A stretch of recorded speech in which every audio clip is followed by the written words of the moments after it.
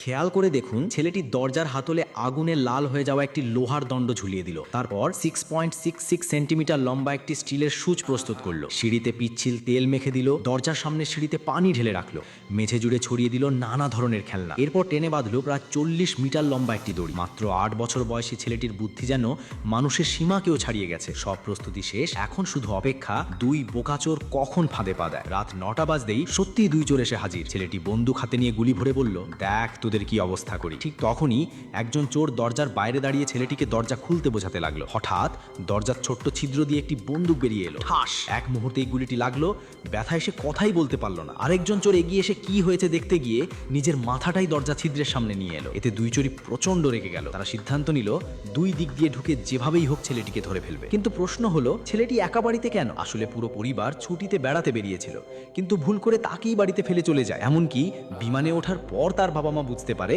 যে নিজেদের ছেলেকেই সঙ্গে আনতে ভুলে গেছে। সত্যি এমন ঘটনা অবিশ্বাস্য, কারণ তার বাবা মা এই ফিফা সিজনে বেট অন গেম থেকে টাকা দ্বিগুণ করতে মগ্ন ছিল। তার যে একটা ছেলে আছে সেটা সে ভুলেই যায়। তবে আপনি টাকা দ্বিগুণ করুন কমেন্টে দেওয়া লিঙ্ক থেকে।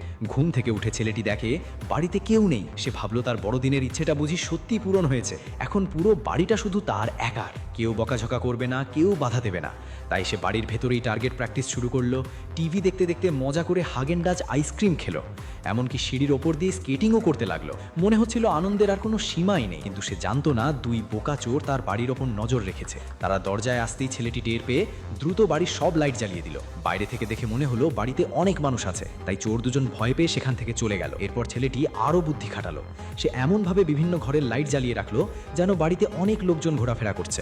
দুই চোর আবার ফিরে এসে জানালা দিয়ে উকি দিল। দেখে মনে হলো যেন ভেতরে বড়সড় পার্টি চলছে। কিন্তু তারা জানতো না দড়ির সাহায্যে ছেলেটি খেলনা আর বিভিন্ন জিনিস নড়াচড়া করাচ্ছে, যাতে মনে হয় বাড়িতে অনেক মানুষ রয়েছে। বাধ্য হয়ে দুই চোর আবার ফিরে গেল। তবে তারা খুব দূরে যায়নি। পরদিন ছেলেটি বাইরে গিয়ে গাছের জন্য সাজসজ্জার ব্যবস্থা করছিল। তখন আশেপাশে লুকিয়ে থাকা দুই চোর তাকে দেখে ফেললো। তারা বুঝতে পারলো এতক্ষণ এই ছোট্ট ছেলেটি তাদের বোকা বানিয়েছে। এরপর তারা চুপি চুপি জানালার কাছে এসে আবার নিশ্চিত হলো বাড়িতে সত্যিই সে একাই আছে। তাই তারা ঠিক করলো সেদিন রাত 9টায় আবার আসবে। কিন্তু তাদের এই পরিকল্পনার কথাও ছেলেটির কানে পৌঁছে যায়।